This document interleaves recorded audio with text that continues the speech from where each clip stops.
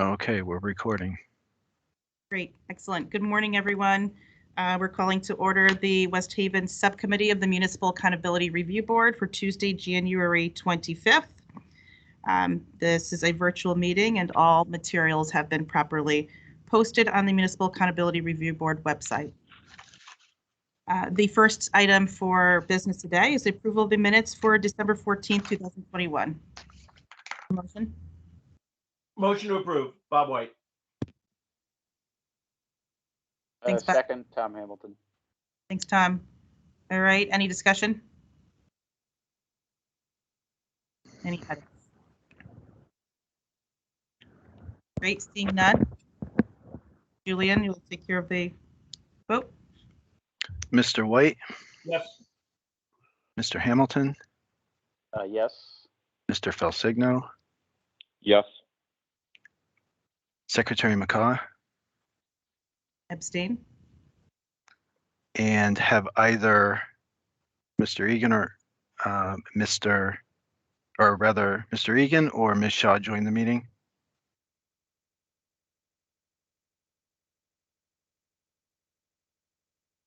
All right, that's everybody then.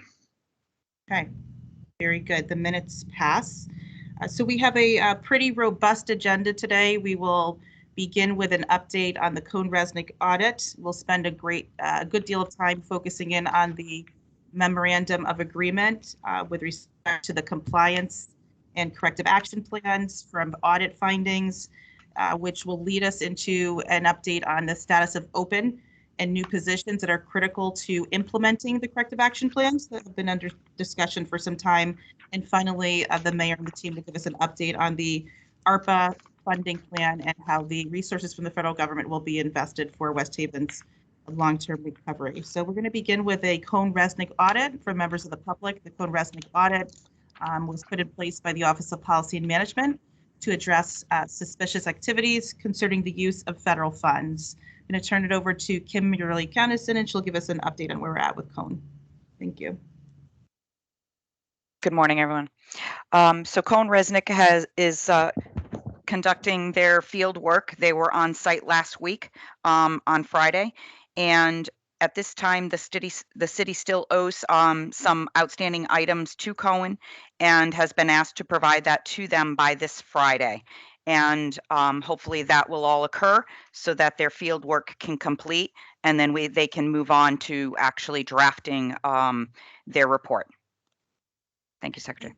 Thank you, Kim. Mayor and Frank, can we just have a quick update on your progress towards meeting the Friday extended deadline?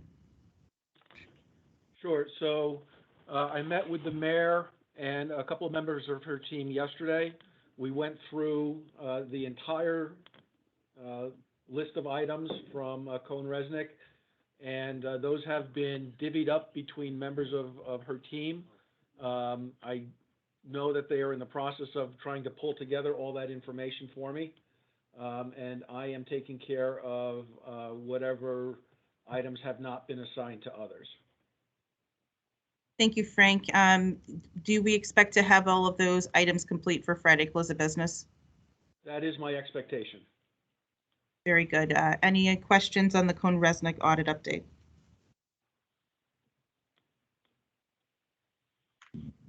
Very good. Next up is the Memorandum of Agreement action plans. You have in your package a status report that lists all of the items that required compliance in our fiscal year 2021 Memorandum of Agreement. You'll recall that no funds have been released as this was a condition for consideration of municipal restructuring funds based on that legal document. Today we have updates from the city on the information technology plan, the draft human resources plan, purchasing and accounts payable, and the overall corrective action plan.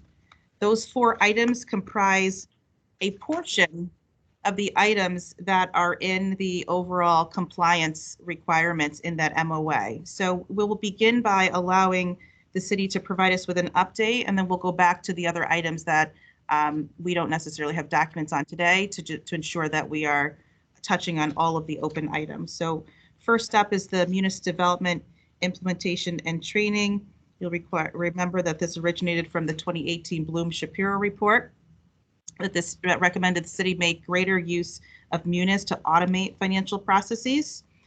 This was important because what was flagged, the city lacked formal uniform policies and procedures that would support sound workflow and business rules in Munis. We recognize that there are also some delays in fulfilling this requirement, partially due to vacancies and demands of other projects. So I'm going to turn it over to the mayor and to the team to give us an update on the information technology report. You want to go ahead, Michael? Yeah, okay. Hi, this is Michael Milone, and, Can you hear Michael? can you hear me? Yes, Michael. Okay, good. All right, I'll be brief. The one thing I want to say is that, when we started this project, it really started as a Munis training project, and it has morphed into so many, variations of other things that were really critically important.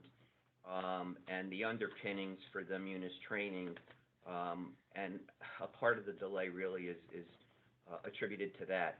For example, we had to develop a Munis training guideline book. We assumed we could use the Munis training book, but obviously it was too complicated and confusing. So Frank and Wilma and I designed something, especially with Frank's help, to make it a little simpler and more understandable for our employees. Secondarily, we realized that the whole structure of the purchasing process had never been outlined. There was no manual. So the second part of this has been to develop a pretty comprehensive purchasing manual. Third element that we really didn't realize was as deficient and as mismanaged as it was the whole bidding, RFP, contract process. We had a person who was both risk manager and also acting as a purchasing agent and not having enough time to do either one well. And so with the help of Wilma, who you'll meet in a minute, we were at least able to bring a lot of focus to that and hopefully bring it to a best practices level, which she'll explain. And then the other thing is we got a little more involved in creating jobs and redesigning the structure of the function for purchasing, and it also affected the accounts payable process. And then lastly, we realized that we had to also make changes to the ordinance.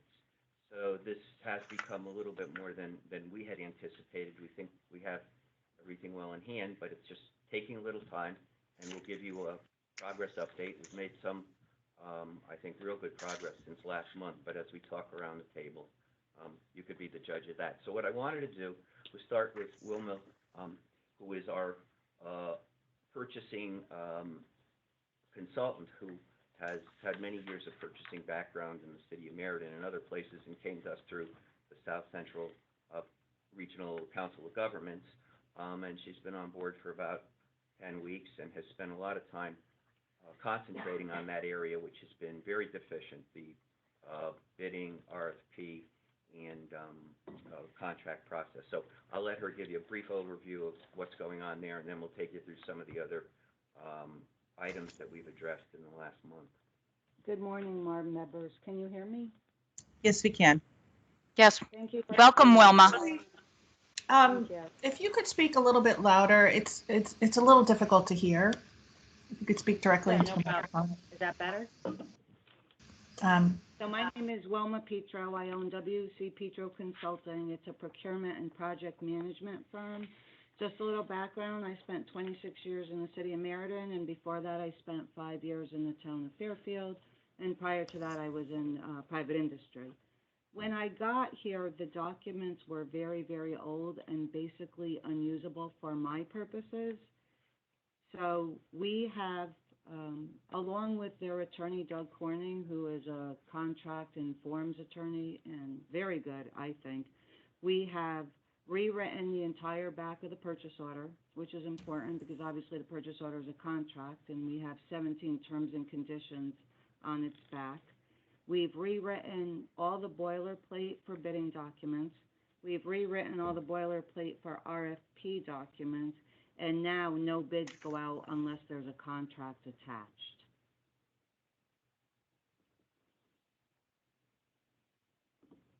I have also reviewed city ordinances and recommended changes to those ordinances for the purchasing section that's applicable. The other key element is having a subject expert in-house, and I think I've seen a big difference because many people are coming to purchasing now to get advice and guidance.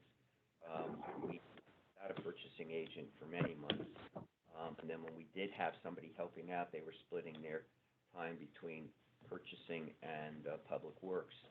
So not only has Wilma been critical in changing all of the forms and documents, but she's also been critical in the fact that she is now an available resource to make sure that people are complying and providing whatever assistance they have, which is a big change from what's really taken place over the last couple of years. I have met with various employees to discuss the correct procedures to put their products either out to bid or to RFP.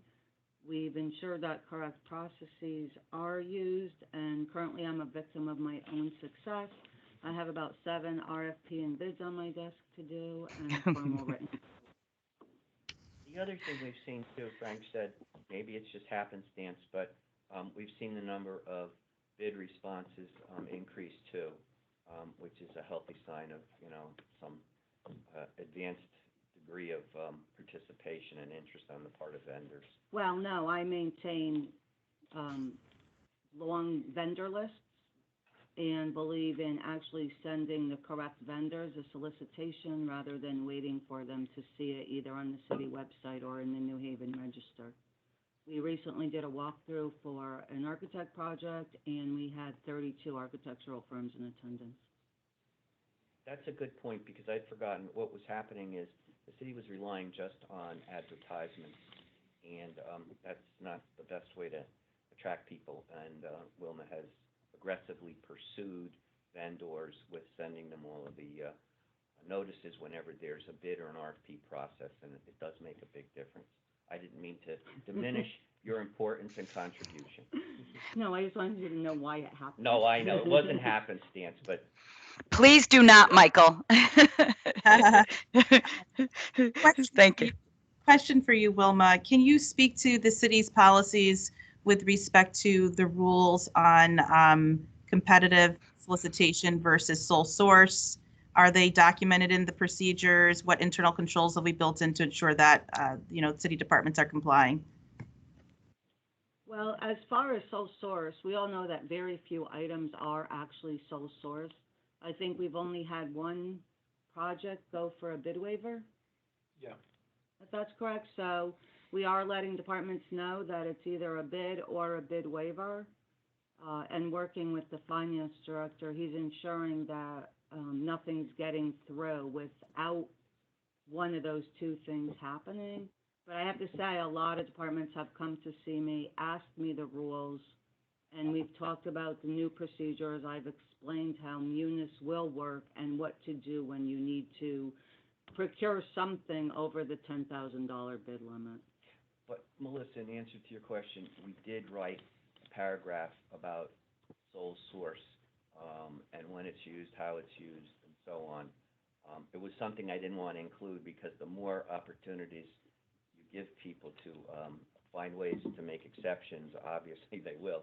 But nonetheless, it was critical that at least it be mentioned, so we did explain it. And lastly, the mayor held 2 department head meetings that I attended where she introduced me to her department heads and told them that if they had any purchases, they had to come see me. There wouldn't be any exceptions given for any projects.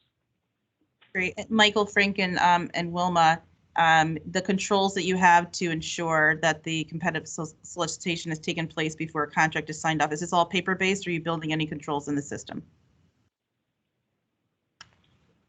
I have not thought of building anything into the system at this point. Until the Munis system is fully activated,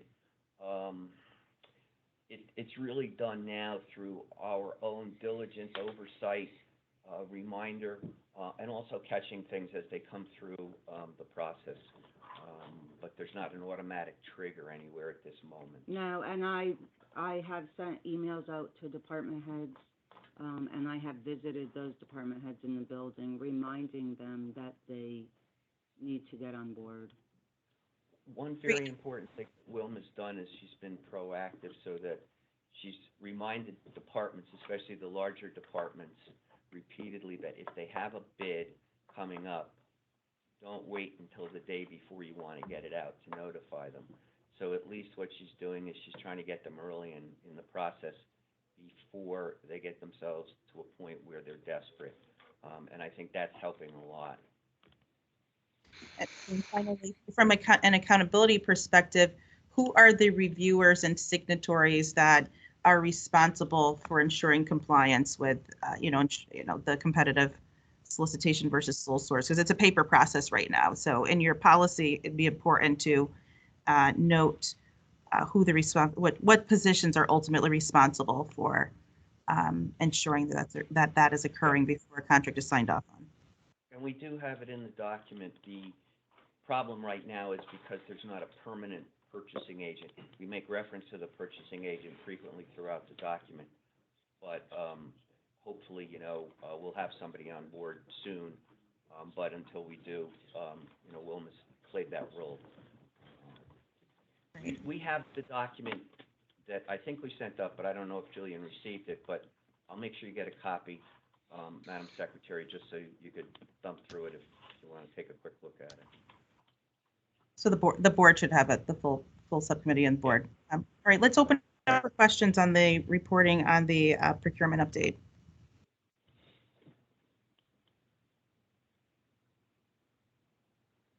So, yeah, I'd like to just follow up a little bit on the questions from Secretary McCaw.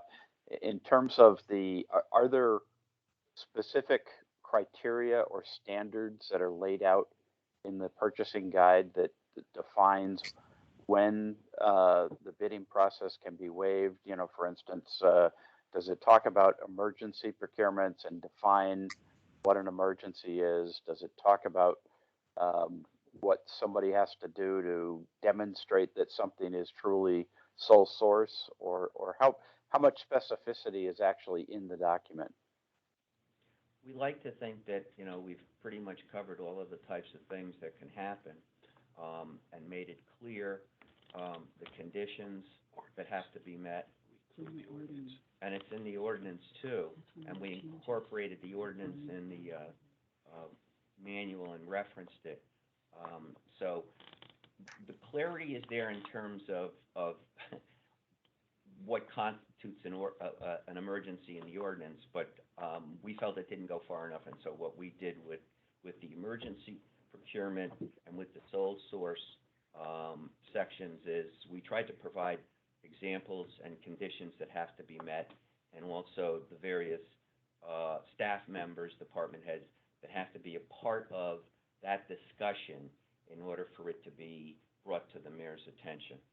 And as part of the training process, next week there's a meeting set to take all of the department heads through this document and to go over what's been said in there, identify issues that have been in the past so that they understand what needs to happen, they understand why it needs to happen, and then they can communicate that to their departments, and we can begin the formal systems training for their people to actually start putting these things into the system. Okay, and who actually has to approve any bid waiver? Does it go to the mayor? Does it go to you, Frank, or someone? Does it go to the purchasing agent? The first step was, I don't mean to speak for okay. Frank, I had the pleasure of writing this page, so anyway, the first step is it goes right to the purchasing agent so that the purchasing agent can discuss it with the department head and determine whether or not it even meets the criteria to take it to the next level, and then the next level would be the finance director, and then from there it would go to the mayor. So those are the steps in the process. I have a piggyback on that, Secretary. Sure. Michael or Frank, prior to it going to the purchasing director, is it coming directly from an approval of a department head or an administrative? Is there control there? It has to be a department head, and to the Thank you. extent possible, we've also asked them to try to get 3 solicitations. We know that that's not always easy, but at the very least, they should make an attempt to try to get some pricing, comparative pricing, to bring to the purchasing agent when they make this case.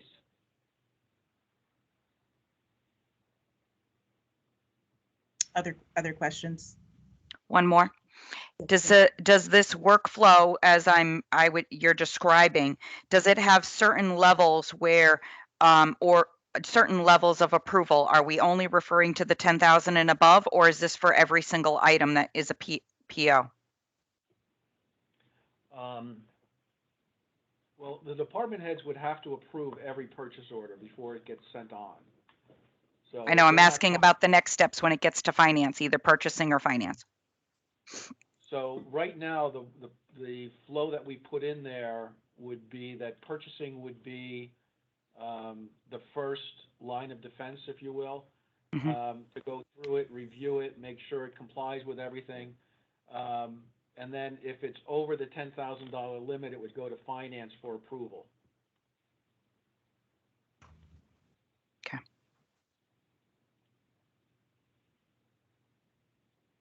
Great. So That's so we're trying Go ahead. to work, I'm sorry, Madam Secretary, that's what we're trying to work with Tyler Technologies to actually build that workflow into the system itself to see if they can automate where or when the items actually need to come to finance. So we're not the area holding everything up. The other thing that we're going to be doing is... Oh, Madam Secretary, I have a question. I'd like to, before Right. Mike starts going again. Frank, where are you in that Is process? that you, Pat, again, speaking? Yes. Okay, Pat, go right ahead. Frank, where are you in that process as far as working with Tyler to put in there where with the Munis it prompts them, makes them have to get certain authorizations or whatever? Yes, our IT director has been working with Tyler Tech. They've been going through the setups. They've been reviewing the workflows. I wrote up the flow chart the way I believe that it should go. And so they are working with them. We are awaiting Tyler Tech to get back to us with a time. They've already given us a quote as to what it would cost us. We're waiting to get into their schedule for a full day of their implementation team to work in our system with us to get that put to bed. Great, and I see the IT director on the line. Is that Mr. Samuels?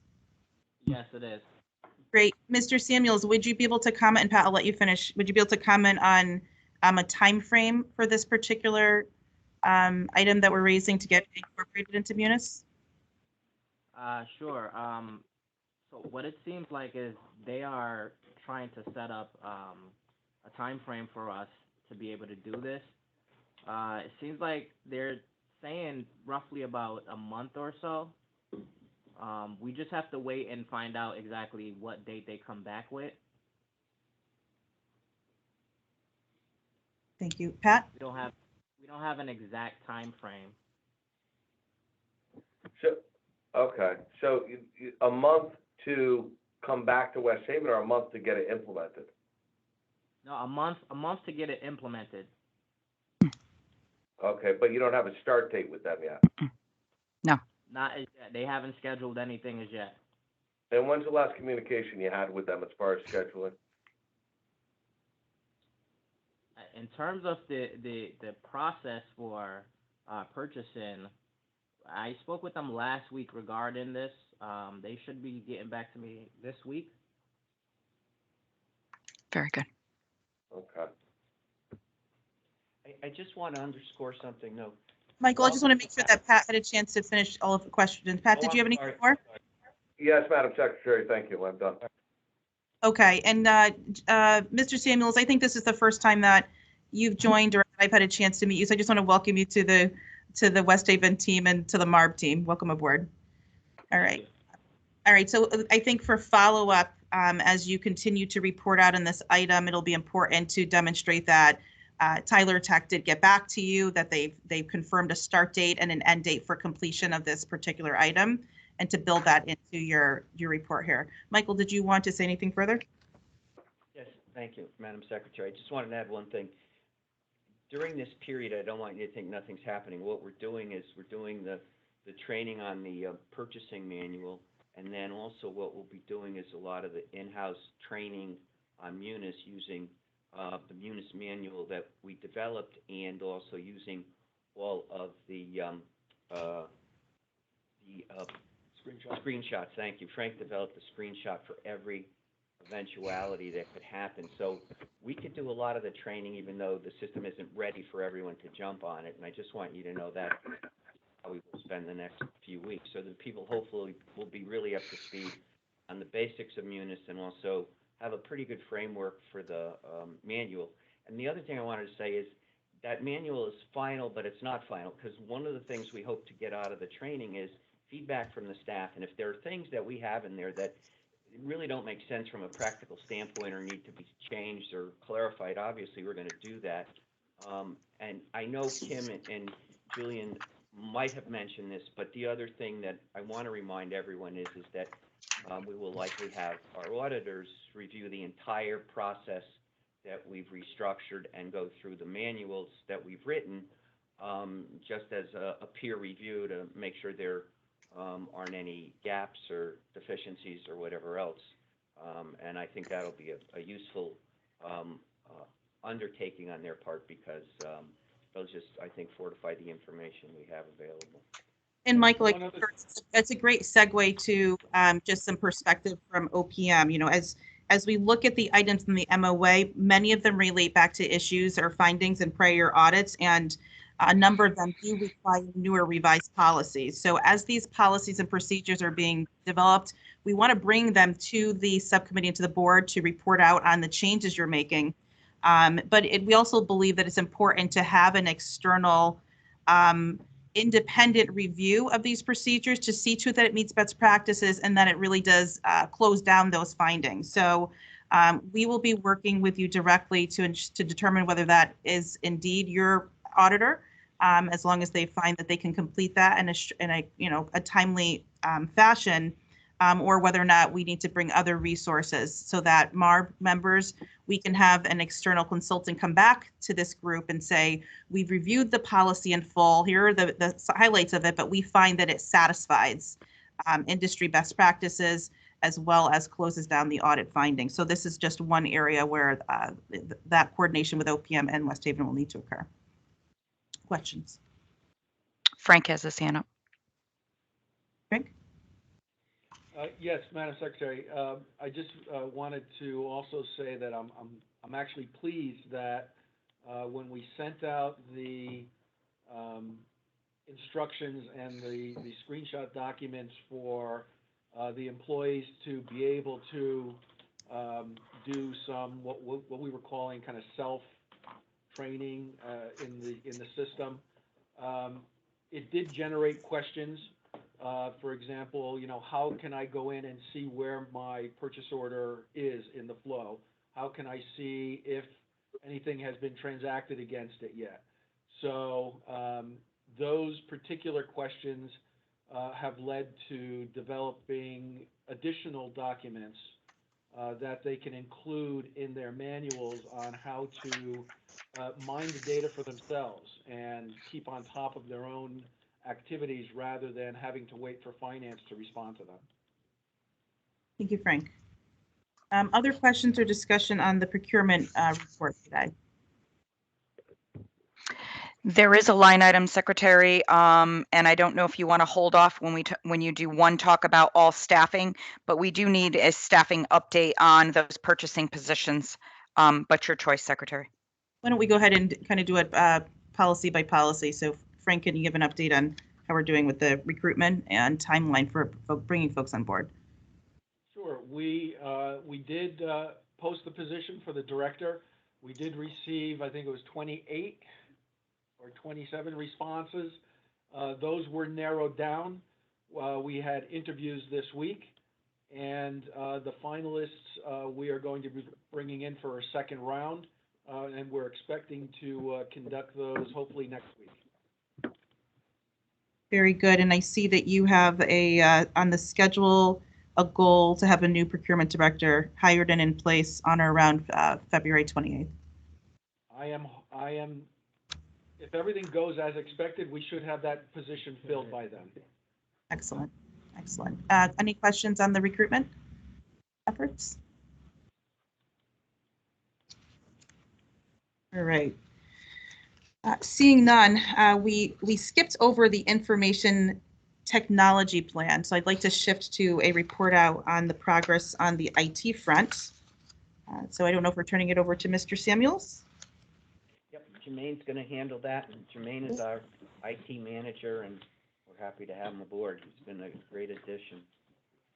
Great. And Jermaine, as you start, if you could kind of begin with the issues that were identified and then the corrective action plan, how it is responsive. Sure. So I started here last year in February. I did a complete analysis of the entire system. By April, I was able to send out my analysis to the mayor and Frank. And my findings was that the city was on a lot of antiquated systems. We also had a lot of security issues that needed to be updated as well. We had servers that were running Windows 2003 or Microsoft 2003. Our email server was also very outdated as well. Since then, I had put a plan together to start updating these systems, which I started a little bit after April. As of right now, we have implemented a brand new virtual environment for the city, which is Nutanix. I'm referring to the action items on the form that we have here inside this report here. I'm not sure if you want to. Yeah, yes, we do have that. Everyone should have that in their package, the information technology upgrades. Right. So we implemented Nutanix AHV virtualization system. The city was actually running on VMware prior, but it seems like the VMware was never being managed and it was outdated. Also, it seems we had an issue with paying VMware as well. So we decided that to reinvest and purchase VMware all over again, it would not be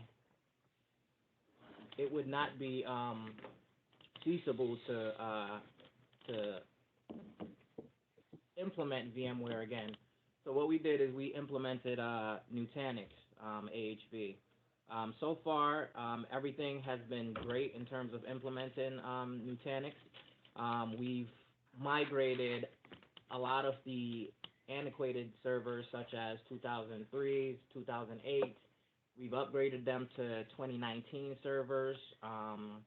A lot of even our application servers has also been updated. I reached out to many vendors, worked with them in order to migrate the data from the existing old server to the new server, and those things are working great now. So I'm gonna go to line 2, which says migrate Microsoft Exchange email server to Office 365. So we recently made it, and we implemented Office 365 on the 13th of this month. So we migrated from Microsoft Exchange 2010 to Microsoft Office 365 January 13th. As of right now, we are using the email portion of it. What we're trying to leverage now is the SharePoint and the OneDrive process. That's going to take a little bit of time only because we're still looking at additional resources that needs to be leveraged in terms of what it looks like in terms of group policies. Without group policies, we'll have security issues again, so we want to make sure that we're doing things the right way. So I'm anticipating that reviewing the group policies and implementing them the correct way, sometime next week, we should be able to go live with OneDrive and SharePoint. So that will close off section 2 on that item list. The other thing that we're seeing now is upgrading all outdated server to Windows 2019. So part of the issue that I'm having here with some of the servers are they're running applications such as an application called Mitchell Humphrey. It seems like Mitchell Humphrey is supposed to be migrated to Central Square. However, it's working with the department who's responsible for that software to get them off of Mitchell Humphrey to get onto Central Square. That seemed to, it could be a potential problem only because maybe they don't have enough resources to help them with that. But I'm staying on top of that and hoping that we can actually get it completed 6/30/2022. We've also decommissioned a lot of the older servers. In terms of system analysis and redesign, that's also completed. So that actually completes section 3. We're going to look at the disaster recovery and business continuity plan. So when I got here, it seems like there was no real disaster recovery or no real business continuity plan. I also discovered that the city was hacked, I believe in 2019. And part of that hack, it seems like Bloom Shapiro was sent out here to do an analysis on the system as well. So after looking at Bloom Shapiro and my analysis, it definitely correlated together because a lot of the findings that they found is the same findings I found since I've been here. So we've implemented a lot of what it is that they had on their reports. But in terms of the disaster recovery, right now what I've done is I've reached out to a company called Haiku, which Haiku ties nicely in with our Nutanix AHV virtualization system. And we've signed a contract with them for them to be able to back up our data for Microsoft Office 365. They'll be able to also back up our data for all our virtual environment for our servers and some of the physical servers that we still have. And what's going to happen is those backups are actually going to be able to move to Microsoft Azure Cloud. So in any event that something takes place here in this building, let's assume there's a fire, all our servers are destroyed. We have a business continuity plan that we can still run the city on this plan once we activate it inside the cloud, correct? So that's good right there in terms of that. The only thing we need to do now with Haiku is we just need to get on the phone with them and they need to pretty much get through the configuration process of things. The only reason why that hasn't been completed as yet is, like I mentioned in section 2, is the SharePoint and the OneDrive process. Once that's completed next week, then we can go ahead and make sure that we tie on our Haiku agent to each server to make sure that things are being backed up in the cloud. So I'm going to move down to... Before you move on, I'd like to ask a question before we go too much further. Thank you very much for this information. I'm curious to know, getting back to the updates that you provided about the server being updated to the 2019 version, could you give some insights to a non-technical person why a 4-year-old technology is considered an update in this instance?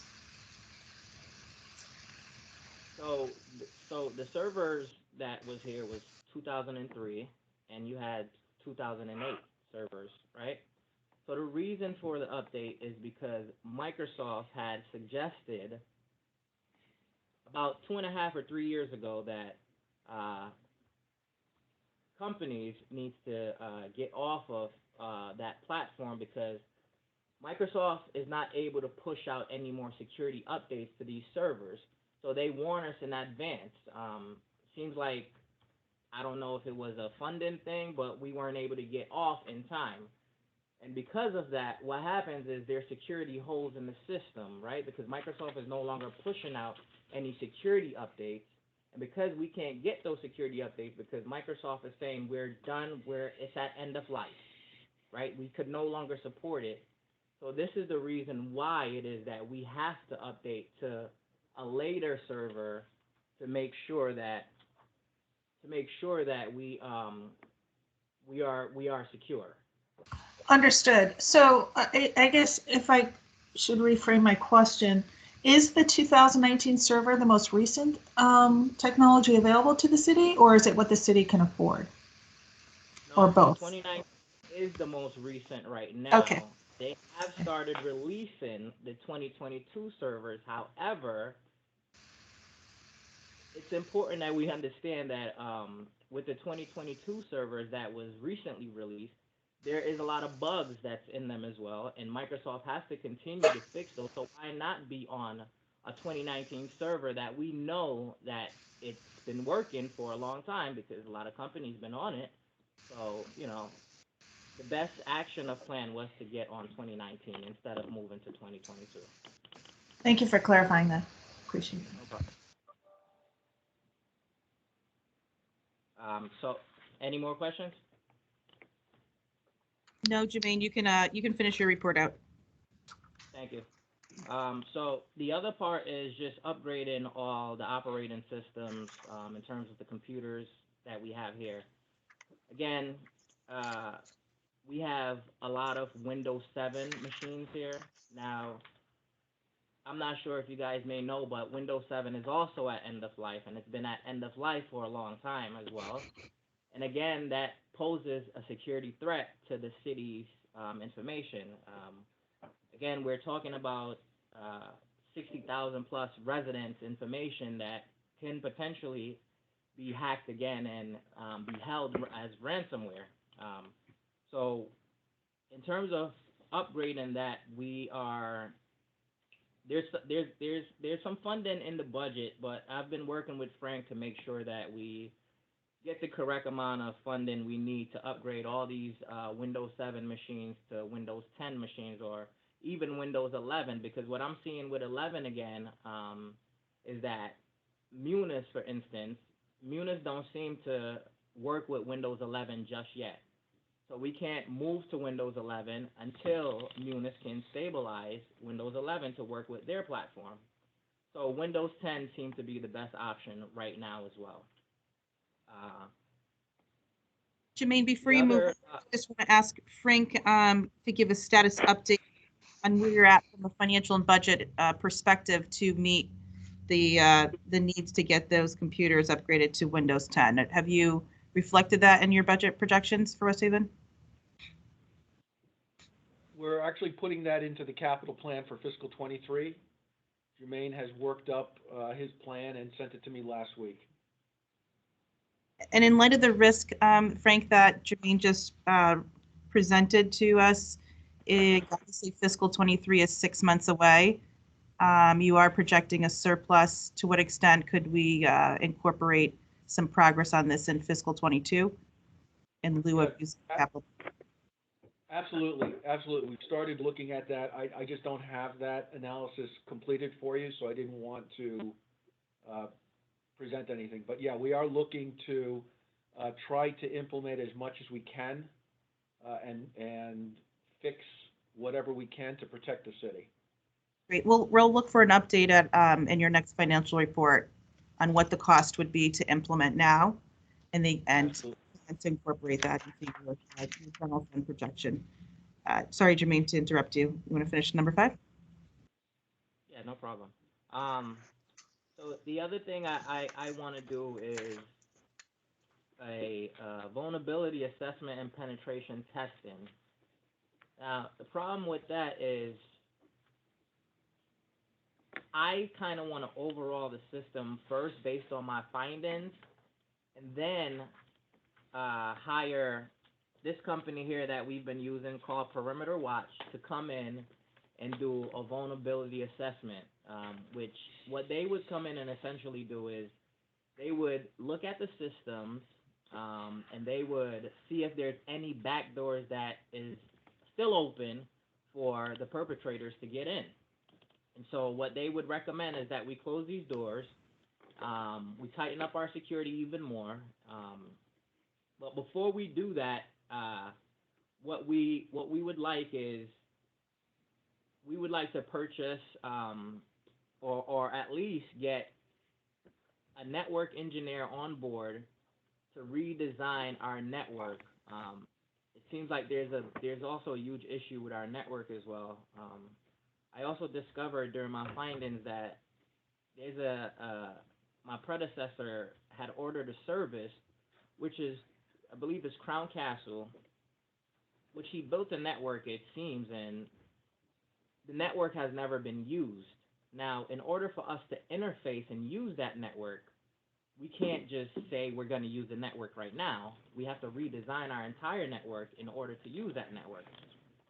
Now, as of right now, there's probably a $500,000 bill out there because they handed us something and we never used it. So I've been working with them to let them understand that we've never used it, and I don't think we should be charged for it. However, it's something that is beneficial to the city.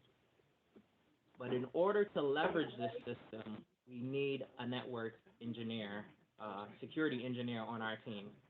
So that's something that I added in our capital budget so we can get someone on board to help us redesign our network traffic and be able to interface with Crown Castle's fiber network that they handed off to us. The other section I'm going to move on to is convert remaining physical server to a virtual server. Our voice over IP server is a physical server. We want to go ahead and convert that server to a virtual server. In terms of the progress on that, I've reached out to ShoreTel because the vendor is ShoreTel. What they did say to us is that they don't really support AHV or Nutanix on their system, but they're only saying that because they're not too familiar with Nutanix yet. Pretty soon, I'm sure they are going to support it. So that's the only issue I'm having there. So we'll be converting that hopefully by June 30th, 22. The last piece was 7, which is implement hypervisor virtual machine monitor. We would like to work with the MSP, which is Perimeter Watch, to implement what's called a SIM. What a SIM is designed for is pretty much to monitor our entire systems. In any event that something really goes wrong, we'll get it, myself or my infrastructure supervisor will get an email just saying that this system is down and it's critical, and here's the reason why it's down, and this is how you fix it. And inside the bottom of this was the resource required, which I just mentioned, which was just the IT network security engineer. I've also put an estimated amount of salary that is needed in order to work on our network and continue to improve our security here. Ming, thank you so much for that summary. And we recognize that the IT plan was submitted last subcommittee meeting, and you've made revisions based on our feedback. And so I just want to open it up for questions from the subcommittee members. It looks like you're making pretty incredible progress, and we'll look for an update from Frank on the financials. Secretary, if I might. Yes. Jamel, I want to first give you full credit for all of this great work that you have done in 1 year. Okay, this is monumental, And when we received the first audit finding, which is of this IT area, and a weakness and a lot of pushback from a lot of players, and I'm not going to say the players in this room. However, you identified many, many, many weaknesses as well as Bloom Shapiro, and I just want to commend you on all of this work. I know you have a lot of work still to go. I know you do, but I am so happy to see the progress that you have made in these areas to secure that town. Thank you, I appreciate that. Yeah, Madam Secretary, I have a question. The Windows 7 systems, which are obsolete now, Microsoft, I don't believe supports them at all anymore. So you have data stored on their resident data, things like that. So I get a couple of questions. Do you guys have, are you comfortable with the amount of cyber insurance coverage that you have? So I'm not familiar with the amount of cyber coverage that we do have, but I would like to entertain that a bit, because I would like to understand how can I leverage that to get more to tighten up our security again. And Frank, can you comment on the cybersecurity coverage? I cannot, but I can talk to our risk manager and get some information for you. And a couple other questions just because of that. So do you guys require MFA for remote access? So that's also another thing that thank you for bringing that up. You're welcome. So with MFA, so because we just recently implemented Office 365, we have not activated Microsoft MFA just yet. And the reason being is because we have to think about some of the users that are using Office 365, and we don't want to put it on their phones and they're going to say, well, we don't want that on our phones. And I feel like I've gotten some kind of complaints about it already. And so we turned it off. But it does need to be implemented. And it needs to be implemented from a high level as well in terms of when we upgrade majority of these Windows 7 to Windows 10. But we want to also encrypt all the laptops. My preferred MFA to use would be Duo. I'm not sure if anyone on this call is familiar with using Duo. Yeah, it's by Cisco Duo. Yes. I would like to use Duo because what Duo does, it just doesn't encrypt Office 365, but you can also encrypt your laptop with it as well. So in any event that a laptop is stolen, and again, we're talking about 60,000+ residents' information that could possibly be on someone's laptop, we would definitely like to implement that, and we would also like to make sure that our employees here does not combat with us in terms of implementing MFA on their phones. Yeah, so here's this thing, and this is some issue that we seem to run into a lot in West Haven, is employees combating or pushing back. They don't have a choice, right? You're the IT director. Once you implement something with whoever needs to bless it, then employees need to abide by it, or they should be corrected accordingly, especially with the massive vulnerability in your system that you guys currently have. Do you have remote desktop protocols enabled? So yes, we do. So as of right now, remote desktop is enabled. However, it's only enabled because we only have 10 license for our firewall. So only a few people can actually get through to remote desktop right now.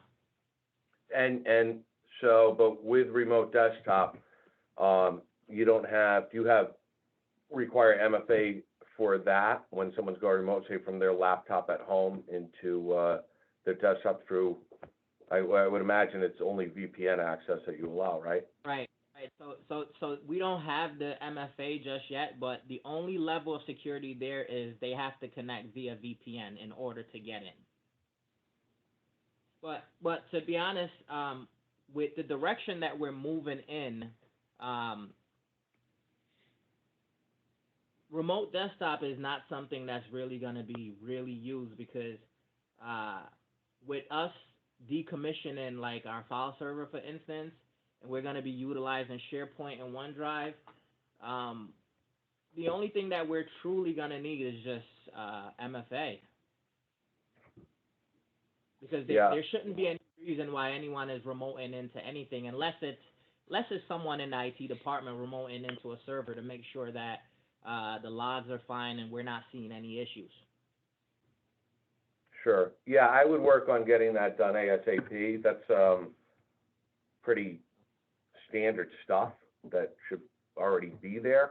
And I'm sure that to whatever degree you mitigate exposure with insurance, that you're either paying a whole lot for a whole little because you don't have it, or you just don't have the proper coverage. So these are things that, I'm not as maybe excited as Kim is with some of the deficiencies here, because they're substantial and they cause, certainly opportunity to, to have information, data, and other things breached. I mean, you said you're having a cloud-based backup. What's the backup? Is it daily? Is it weekly? So the backup is actually going to be daily, but again, we haven't worked with them to set it up as yet. And again, I had mentioned that the only reason why we haven't set it up just yet is because we're actually waiting to finish our implementation for OneDrive and SharePoint. Once that happens, then we know we can strap on our agent to back up our Microsoft tenant and to also start backing up our servers here. So how do you do backup now? How do you back up your system now? So what we are using right now to back up our system, which again, this is something I inherited, they're backing up on site in the same server room, which is not a complete backup, but we're using Veeam to back up right now on a Synology box we have.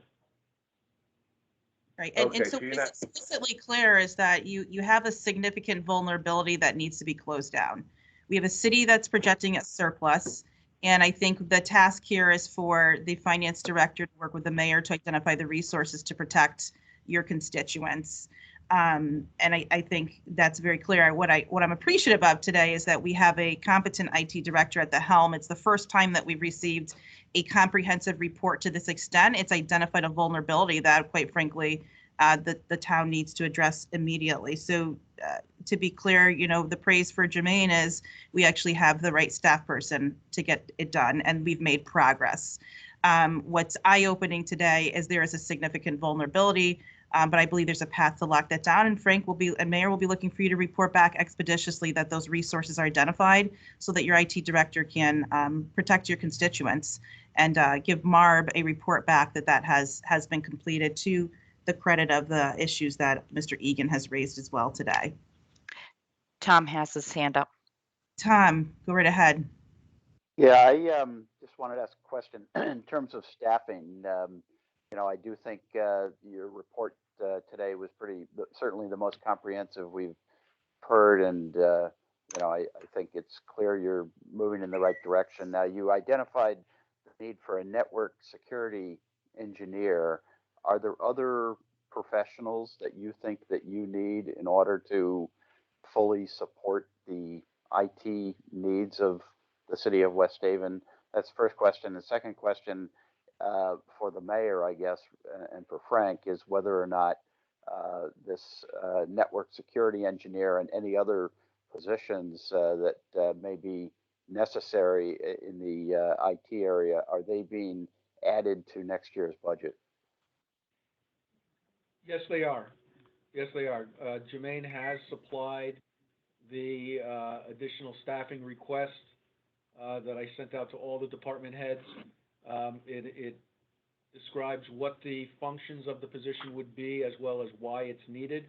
That will be included when the IT budget is presented to the city council. And Frank and Mayor, to the extent that there are areas of risk that the city needs to move on faster than July 1, we'll be looking for you to identify those in a financial plan for this year to lock Yes, this matter. ma'am. Okay. I have All it. right. Thank you so much. And I am mindful of time, so we're going to move on. Jermaine, thank you again. And Pat, everyone, thank you for your feedback. We will certainly be looking for a timely update from the city. We also have, for an update, the draft human resources report. As we've noticed in noted in our prior meetings, the city did develop a draft plan to act upon the 2019 human resources consultant report. You also have the MOA status report. You'll recall in the MOA that by April 1st, the city was supposed to submit to OPM for approval the revised plan to address the findings in this report with milestone dates and those responsible parties. So we're going to turn it over to the city to give an update on the draft that was included in the meeting materials, looking for this to be finalized for the next subcommittee meeting. In your report, if you could just update us on any staffing needs as well. Madam Secretary, I'm going to take the lead on this. I've been working Okay. very closely with Pam Malvino, who is the new Director of Personnel and Labor Relations, who came on board, I think, in October 18th. Okay. And she's done a terrific job since she's arrived. And so we've collaborated based on making sure that we're building in and addressing all of the recommendations regarding the consulting report that you referred to from the fall of 2019. And at the same time, she's building in what she feels are the needs going forward to adequately address a lot of the concerns that still exist but didn't show up in the report. So I'll be brief, and I'll try to just give you a quick overview. And then Pam is going to be joining us next month after this draft has been submitted and I get feedback from you folks, and also she has a chance to go through it again with me. So I just want to make a couple of references here. And some of this is a little bit historical, but it's really important history because I don't think we've ever brought the MARB through some of these changes that we've made. The first page of this is really regarding the structure of the organization, and there were a number of recommendations made by the consulting firm. First of all, one of them was to outsource payroll and benefits, which was done back in July of 21. Was it done in 21 or was it done earlier than that, Frank? Which, the HR? Yeah, the outsourcing, was it 21? 21. I guess that's when we went live, I'm sorry. Anyway. March of 21. Okay, thank you. So that is accurate. And the other thing at the time, which was really important, was we desperately needed a benefits administrator's position in the budget, especially relative to all of the oversight of the medical benefits and the pension benefits that the city was dispersing. That was created, and someone was hired in July of 2020 to take on that responsibility. Unfortunately, what happened is that person also had to assume some of the payroll functions. So while they have been able to take a significant amount of time in overseeing benefits, it's been somewhat limited because of the payroll responsibilities, which Pam is currently trying to reduce so that we can address some of the continuing benefit issues. The other part of this that was really a very important recommendation from the consultants was to reorganize the department structure and assign separate individuals to the duties of Human Resource Administrator and Director of Personnel and Labor Relations. If you remember, at the time the report was issued, Beth Sabo, who was the Human Resources Administrator, was also the Personnel Director, and it was made clear by the consultants that the function was just too immense and too extensive for one person to do it with shared duties as Human Resources Administrator as well. A new position was created in this budget for a Personnel Director exclusively, and the mayor was able to hire someone in October, and that's the point where Pam has started to pick up all of these duties, some of which she inherited and many of which she's trying to deal with going forward. So the position that she currently occupies, Director of Personnel and Labor Relations, was filled on October 18th. The other thing that was recommended in that report was another new position in personnel called the position of Human Resource Generalist. That was completed in this year's budget, adopted in this year's budget, I'm sorry. It wasn't funded until October 1st. And since then, Pam has advertised for the position. She's had a couple of very good candidates, one of which she's going to be revisiting. She might have revisited already earlier this week, I don't know. So she is in the process of interviewing. Unfortunately, there hasn't been a lot of interest in the job, but so she's pursuing that pretty aggressively because it's something that's really critical to allowing her to move forward with a lot of the objectives that she has in mind. And the other thing that's not on here but is important to mention is that consultant's report also recommended a separate risk manager position be created. At the time the report was written, the city had a combined purchasing agent and risk manager doing both functions. Those have since been split. Obviously, you know, we have a separate purchasing agent, but about a year ago, the city was able to hire a person to do exclusively risk management, but it doesn't show up in the personnel department organization chart. It's assigned to the corporation counsel's office. So that's why as we go through this and you get an organization chart later, you won't see it there, but it has been created. So there's been about 4 new positions created, and the most important thing was the splitting of the personnel director and human resource functions. The items on page 2 are really relative to the benefits administration. She started a wellness program, which is important. We're piggybacking on the Connecticut Partnership Plan, but it's somewhat limited in the extent of the wellness initiatives that it provides. And so what Pam expects to do is sometime later this year augment it with a wellness program in-house so that it meets the needs that some of the elements of the partnership plan don't meet. And then, excuse me, 2.3, we have to enhance the benefit management oversight.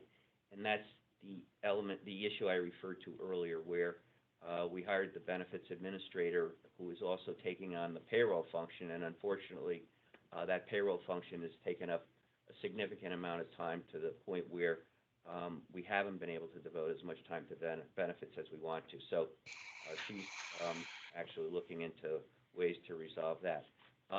Pages, item action 4, and then as you get on to, let's see, hold on, let's get my pages straightened out here. I'm sorry. Action 3.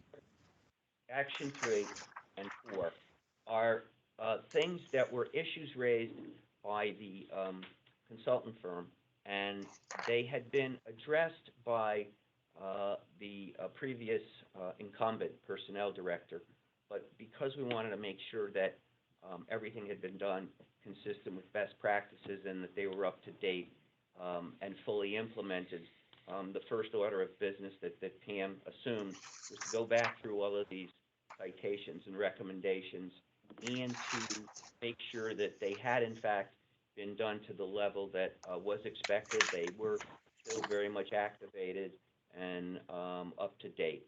So that pretty much is how she spent a good part of the last couple of months addressing all of the items on action items 3 and action items 4. And you could see in the status column in most cases it says, you know, reviewed and completed, reviewed and completed. Also, there's a typo on here I just noticed. If you look at page 4, the first 2 items, 4.1 and 4.2, it says under status that they were reviewed, revised, and completed in December of 2020.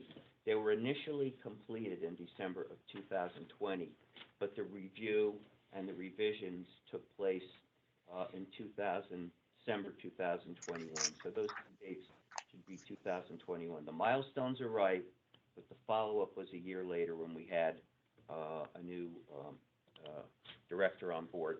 And then the rest of this represents her plan going forward, which is still somewhat being refined and will be completed by the time that she visits MARB next month. But the one thing I did want to point out, Madam Secretary, because you did ask, is one of the things that she has made clear in her report is that she is going to be asking for a new position in next year's budget, Director of Organizational Development Specialist. And you could see the key areas that person would be responsible for. And they're all critical items that were raised by the consultant, specifically establishing performance measures and performance assessment of employees, succession planning, in-service training and professional development, which we've put a lot of hope into, and that's really critical. And then the new employee onboarding program, some of which she's going to be able to get started, but in order to really effectuate an operation that she wants in that area, she is going to need the support of that new position. So those are some of the highlights of where she intends to go with the department. And as I said, she'll be here next month, and we won't rehash the historical information that I did. She'll just take you forward on what her plans are going forward and how she's going to hopefully accomplish them and what she's accomplished to date. So anyone has any questions, I'll be happy to answer them. Michael, thank you so much for the detailed report out. It looks like a number of the critical milestones have been completed with some of the more enhancements, if you will, that are scheduled for 2022. Glad to hear progress on the recruitment and optimistic that you'll get that human resource generalist position, and looking forward to meeting the human resources director next month. I want to open it up to see if anyone has any other questions on the progress on the HR action plan.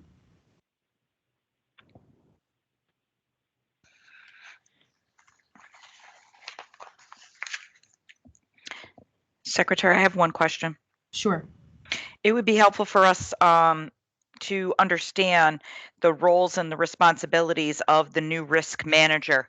As the decision was made for that position, it was recommendation of HR, but from the HR consultants, but the position is falls under the legal office. So it would just be helpful for us to understand the roles and the responsibilities as we look across many of these items. We're hearing risk and risk management within purchasing, within IT, and also HR. So I think it would be helpful to understand their role. Insurance was brought up today.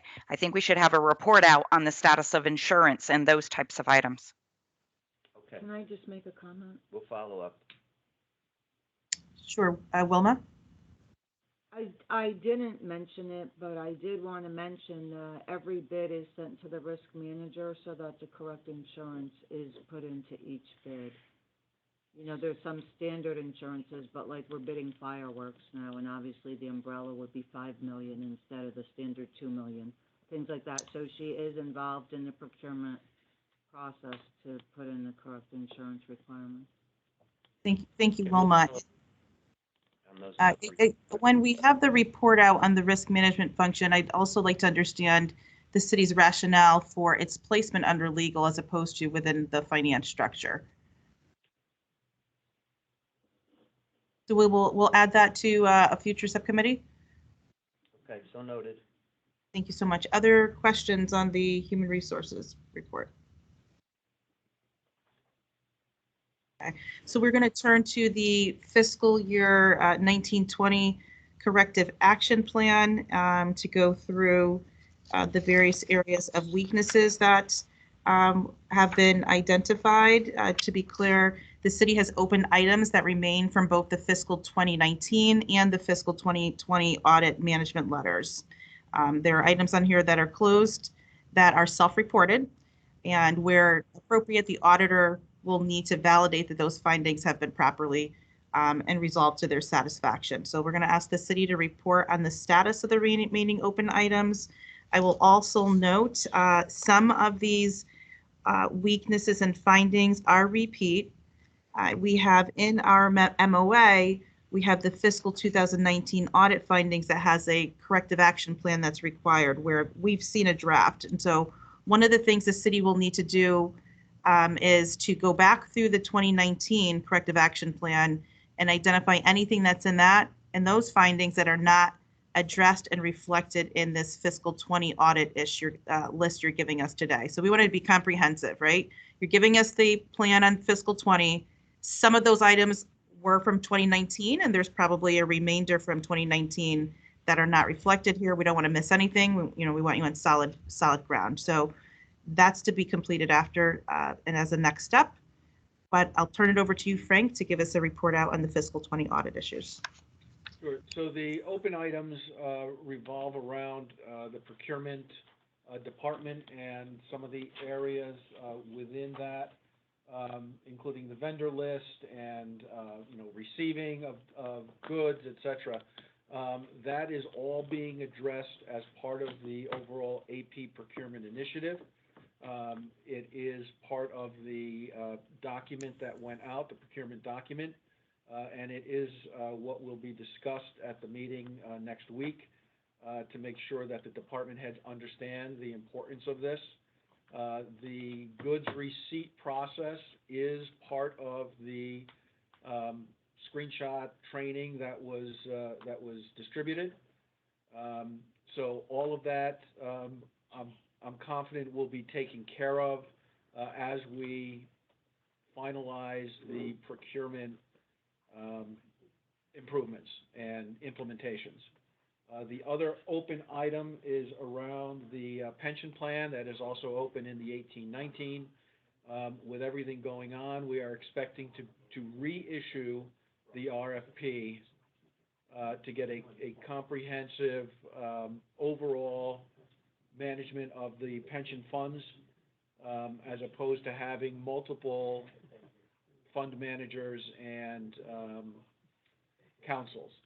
So that will be reissued. We're targeting for July 1st. I want to get through the everything that we're working on now. That will be part of the new procurement department. We'll spearhead the RFP to assist with that. Again, hoping that that will be taken care of, and just as a reminder, once we settle on an individual or an organization, it will need to be ratified by the individual pension council. So the police commission will have to agree to that. Allentown will need to agree to that. The expectation is that we will go before each board, explain the advantages of doing this. I will also reach out to the Center District and West Shore, although we have no direct responsibility is not the right word, but we don't control those departments. We will talk to them as well and try to convince them of the wisdom of going to a single fund manager with a single strategy. We can identify the cost savings that we should be able to expect from the administrative side of it, as well as allay any of their fears as to loss of control over their participants' various funds. So Frank, a couple comments and then a question. I'm going to start with my question. With respect to the pension RFP, one, do you have any buy-in at this point from any of the fire departments, districts? And secondly, do you intend to include representatives on the RFP review committee to help that participation, to help with some of the buy-in there? Great question. No, we have not gotten any buy-in yet, but yes, the expectation was to help allay some of their fears. We would ask for someone from each of those boards to weigh in on the selection process. All right, I see Bob White's hand raised. Yes, thanks. Frank, what's the problem? This was in the original report some time ago, and they're not on board with this. What's the matter? I mean, Mike, I think Michael's been talking to, This is Michael, and I'm gonna try as best as I can to explain, just the complexity of it. First of all, we didn't really have the resources to start working with the fire district until about a year ago. And the first phase of that was really to try to bring their financial houses in the same semblance of operation as the cities. And so if you remember, one of the first things we did was we sat down with them and established a 3-year financial plan.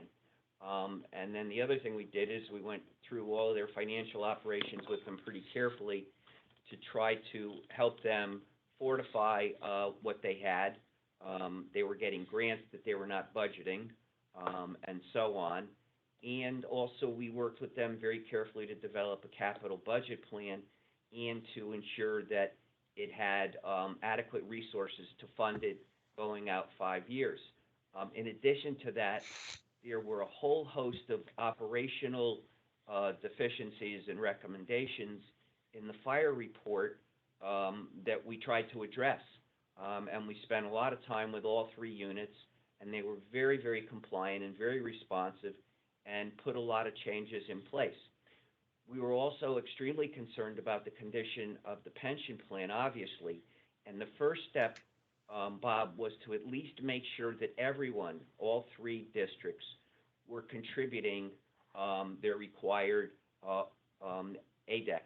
And now they are. And the other thing that we were able to do is to ensure that where they had the resources, they were actually contributing in addition to the required ADEC. So for the moment, we have solidified at least the pension contribution situation.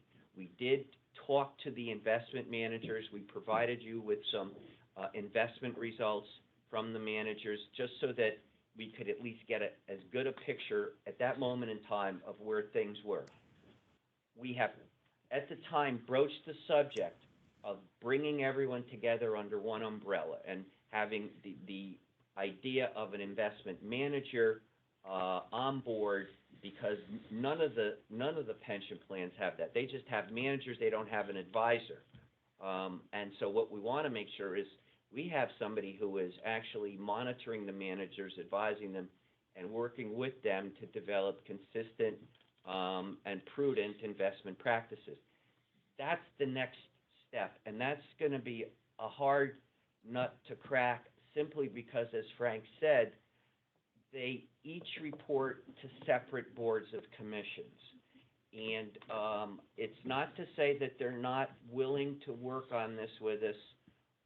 It's simply to say that the board doesn't have the direct authority to sort of impose a plan or a requirement.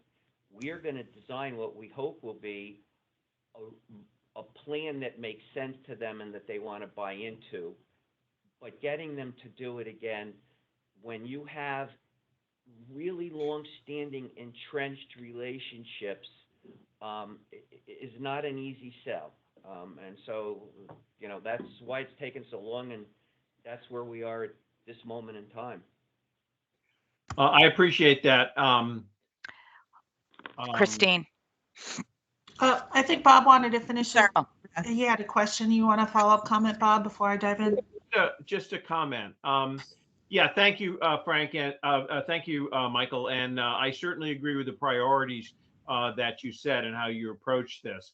At the same time, I think the pushback, a common phrase, is that is kind of a sign that the process of getting them to work together under separate silos is difficult.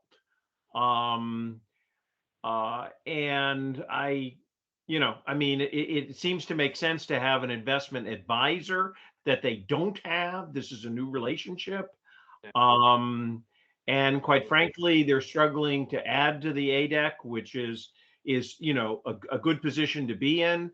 And certainly an advisor can, you know, can help them. So I don't know what the MARB can do, but this is a sign that, certainly we knew there would be bumps on the road as you tried to get them to be working together again under separate silos. So I guess appreciate it and good luck. Before Christine jumps in, I mean, we could certainly send correspondence on behalf of the MARB that we support them moving in this direction. It's been a part of the plans and discussions now for several years, and make it clear that from the MARB state perspective, support for working together to leverage the assets and the investment strategy is prudent course. Christine. Thank you, Madam Secretary, and thank you, Mr. Malone, for that background. We've had this conversation so many times about our interest, not only in the health of the individual pension plans, but the impact of the contributions to those pension plans on the overall burden borne by taxpayers. We've talked about economies of scale. We've talked about kind of leaning into the idea of having a study to assess what is the most cost-effective way that these independent districts and participating funds can avail themselves of, a common general investment consultant, an opportunity for them to invest perhaps more broadly across an array of asset classes by aggregating the assets. And we've always acknowledged the independence, but I recall several subcommittee meetings where each of the fire chiefs have come forth and shared with us their progress, and it's been very encouraging. So while there has been, I think, consensus that MARB does not have direct oversight over the individual districts, it seemed to me that we've had this discussion before about how this would benefit the districts themselves, as well as the overall financial picture for West Haven. And so I know that my fellow subcommittee members have in the past on other issues related to West Haven commented on this feels like Groundhog's Day, where we keep hearing the same explanations, and it's complex, it's difficult. Nothing about West Haven has been straightforward or easy, I shall say.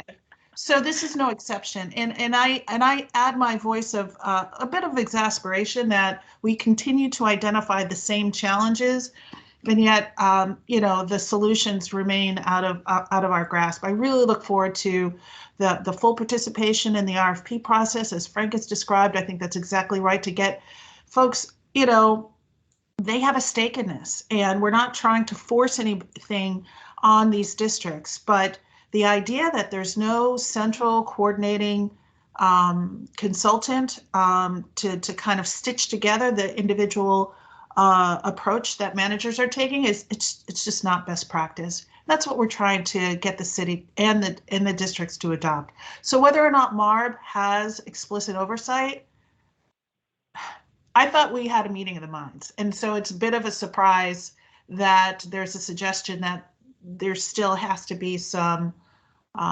persuasion about the merits of this approach. Well, can I just answer that question?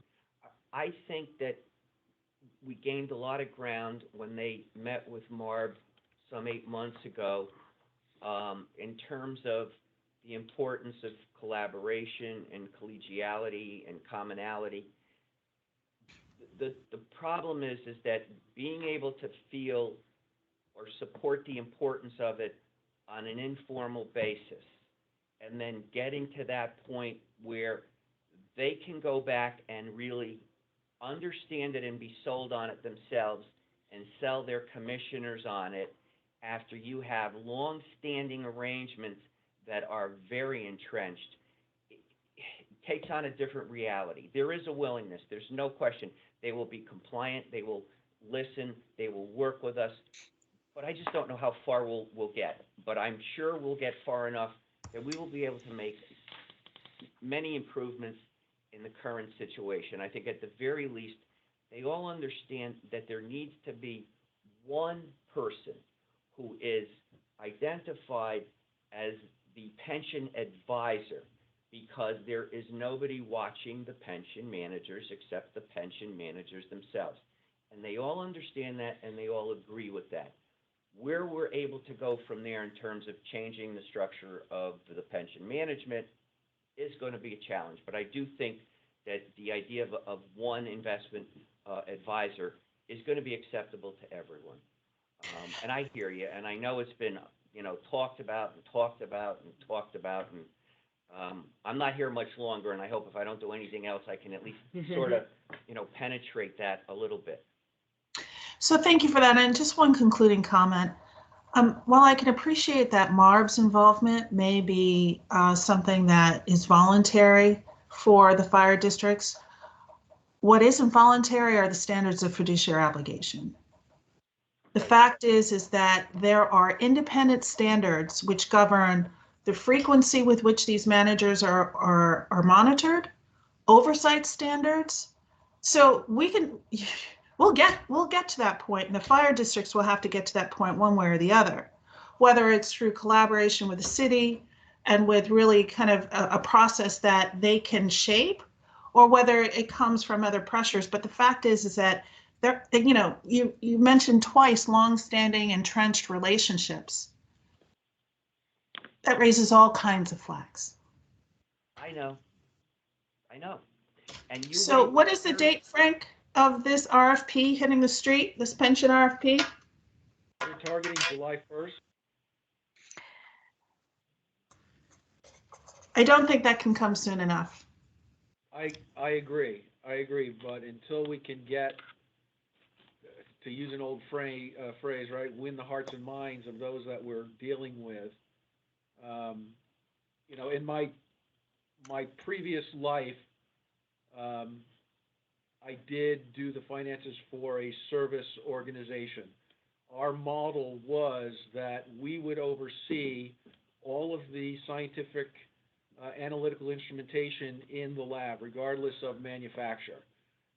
We were able to bring economies to scale. We were able to bring a single point of contact. The business model itself was called One Source. But we did run into lab managers that refused to get on board because of the past history they had with their service providers. They liked who they were using. It took time, but we were able to penetrate that. We were able to convince them that we were able to do what we said we could do. So it's not impossible. We just need to make sure, and I just need to make sure with Michael's help, we can get in front of these commissions. Maybe we can do some preliminary groundwork and put something together for them. Kind of the pros and cons, more pros than cons, but I think if we go there with nothing but pros, they'll be suspicious. And lay the groundwork there to let them know that this is what we want to do, this is why we want to do it, and this is why it's beneficial for them. Right, and look, I think the committee, and if I may, the MARB board members have been very clear about the time sensitivity of this particular recommendation, with a goal of protecting the benefits of the retirees that we've obligated these benefits to. And in order to do so, we need to use financial best practices and investment best practices to leverage these assets, right? And that builds on the progress we're making with paying the ADEX and making those additional progress payments. I think what we need to hear from the city is a stronger commitment to pushing these entities towards collaboration and agreement, as opposed to we feel the pushback, we're not sure we're going to get over the finish line, because MARB does have a fiduciary responsibility to ensure that those obligations are met. Otherwise, we will look to other channels, such as legislative channels. So what I'm looking for is to really hear that strong commitment that the West Haven is pushing forward, and to the extent that we can use MARB to build that accountability in those discussions, as we've done in the past, we'll look to do that. When that RFP is completed and those fire districts participate in that selection process, we'll be looking to bring them back in, because they did represent that they were supportive of moving in that direction. And so that's one tool we can use from MARB's perspective to keep that dialogue moving in the right direction. Thomas. Secretary, yes, okay. I wanted you to see Tom's hand. Yep, I got it. Yeah, I just wanted to add one additional point, and I agree, strongly with everything that has been said here, and that is, I think it's appropriate, certainly, for us to take a hard look at the fees that are being charged and exactly get a real itemization of how those fees have been spent. I think we would expect that ultimately there is savings here to be had by potentially reducing management fees, and so I think it would behoove us to understand exactly how high those management fees are, how they compare to benchmarks, and what those management fees have been used for. Great point, Tom. We'll add that to our continued work. Other comments on the pension plan discussion or other items on the fiscal 20 audit issues? Madam Secretary, one thing is that if you do know, or if anyone on the MARB does know of someone that I can reach out to regarding expertise around this, I would appreciate that. I know Christine Shaw. Christine Shaw, okay. Because as Ms. Dennison will confirm that it was only when she came in and we sat down with all of the departments, the fire departments, and we walked through the needs of financial modeling and the advantages of that they actually did, for the first time in some of their history, actually look at forward-looking modeling to try to understand what their financial needs would be. So let me just add that I may not be the expert in advising municipal pension plans, but I think I can connect you with the right people who could give you some advice, at least a short list of folks to talk to as you approach this. I imagine, are you looking for advice on the structure of the RFP or kind of broader issues than that? I think what I'm looking for is, what I'd like to do is to put an invitation out to the various commissions to get them all together and maybe have somebody speak to the benefits of doing this. I think that would allow them to ask questions to maybe kind of soften the way before we go to the RFP. I'd like, that way when we do have the RFP go out, hopefully sooner than July 1st, that there's already some buy-in, that it won't be as big of a heavy lift. I don't have the expertise to be able to talk to that. So you want to bring someone in to present to the districts leading up to the RFP issuance, have them as a part of the reviewer committee, and then select a firm. We bring them back into MARB with the districts present to be a part of discussions about moving forward. And Ms. Shaw, I know you'll point them in the right direction. Okay. I'll be in touch, Frank. Thank you. And thank you for your endorsement, Kim. I'm sorry, you work for Treasury where all the investments are. As we close out the fiscal 20 audit issues, the only other thing I wanted to note for the record is there are some items on here that are reflected as closed, such as under accounts payable, making sure expenditures are posted to the proper period, the cash controls, even the bank reconciliation timesheets. They are closed. They do need to be tested by the auditor. So we look at that as closed when the auditor gives the confirmation. So just want to note that for the record. Finally, we have the status of open and new positions. We've touched upon this in each of the report outs that the city has given. We will follow up and ask you to kind of take all those positions, one document, so we can track by area. That was a request that came out of the full board meeting. So that action plan, just specific to filling of positions, does need to be completed. And that leads us to the final item on our agenda, and that is the ARPA funds plan.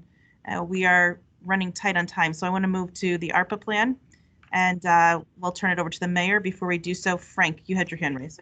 There were two positions that weren't touched on that I wanted to just give a brief update. Internally, we did have the junior financial analyst move into the accounts payable role. We did do, Rob Ziskowski and I went through all of the candidates as a backfill to her position. We narrowed it down, we completed the interviews, and a job offer has been sent out. So we expect that position to be filled shortly. We have the second round for the tax manager will be scheduled this week. So again, I'm expecting that role to be filled as well. We have created the job description for the additional budget analyst in finance that we discussed earlier. That has been completed. That will be put into the budget. So we are moving forward with those open positions. Thank you, Frank. And you've given us an org chart that reflects your proposed restructure. And that report that you gave verbally, we want you to put that into your detailed timeline so MARB members have it on record. Will do. Yes, ma'am. Great. So with that, Mayor Rossi, we're going to turn it over to you to talk about the best American Rescue Plan Act Fund.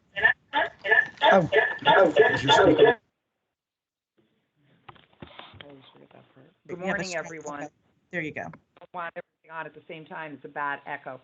So yes, as far as the ARPA plan, we are continuing forward, going through different things, meeting with certain folks within the city, one of which I have the state delegation coming in for a meeting on Friday morning to discuss, the needs of their respective districts in the city of West Haven. We are compiling it. Much work and time and effort has been going into this ARPA plan. We are additionally, once we are finished with it, with our due diligence, we will then turn it over to the city council for their review, their action, additions, changes, or whatever they decide to do with it. Also, this evening, I have put together a volunteer committee that has worked on several projects for us successfully in the past. And they will, once the legislative body approves the projects, they will assist the city in getting these projects ready. This is not somebody who's these are all volunteers. So we're also we do realize we will have to have, if we have certain programs that obviously, require financing or all of that, we will we're going to have at least one staff member, if not two, throughout the process, because as we are aware, finance is finally getting up to where they're supposed to be. They don't have the additional staffing to account for all of the ARPA money as well. The meeting will take place this evening or this afternoon at 4 o'clock to appoint this committee. And we will have a liaison after they're all up and running that will be able to go, from the council can appoint a liaison to go to this committee. So we are working forward. I don't have an end date yet in sight, but we are definitely working forward. And I'm looking forward to giving the plan as we had talked about, not only to the city council, but also to the MARB members for comment. Thank you, Mayor Rossi. Do you have a timeline as to when we will receive a copy of with the details on the investment plan? I don't have a timeline, but I would say approximately within 6 weeks, 6 weeks to 2 months from now.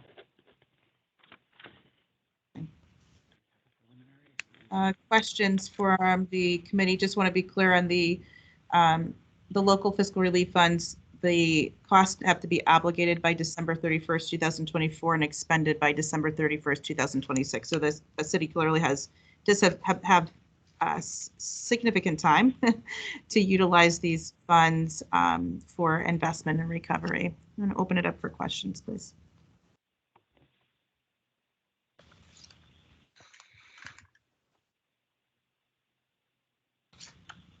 Okay. All right, seeing none, we've accomplished all of our items on today's agenda. Is there any other business today? All right, with that, I want to thank the city for their updates today. Obviously, there are areas where we've seen some progress. There are areas where we've identified some vulnerabilities and risks that need to be attended to expeditiously. We have some work to do with respect to policies and procedures that have been developed and bringing in an external audit professional to do the proper review to ensure that those policies and procedures are adequate to close down these findings, and for to continued progress, as well as monitoring that the positions are filled to support your future success. So with that, if there are no further comments, I'm happy to take a motion to adjourn. So moved. Second. Great. All those in favor? Aye. Aye. Aye. Great. Thank you all. We'll see you soon. Take care. Thank you. Bye. Thank you.